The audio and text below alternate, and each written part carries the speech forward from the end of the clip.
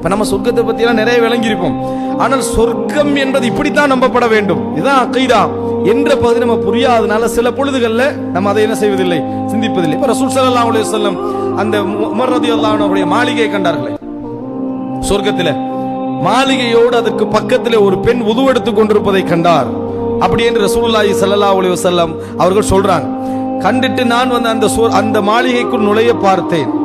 ஆனாலும் அதாவது உமர் இப்னுல் கத்தாபுடைய ரோசம் எனக்கு ஞாபகம் வந்து நான் என்ன செய்யல, ஏன்னா ஒரு பெண் உது எடுத்து கண்டிக்கிறாங்க, ஆனால் அந்த ரோசத்தை ஞாபகப்படுத்தி நான் என்ன செய்யல, நுழையல என்று உமர் இப்னுல் கத்தாப்ட்ட ரசூலுல்லாஹி ஸல்லல்லாஹு அலைஹி வஸல்லம் சொல்றாங்க.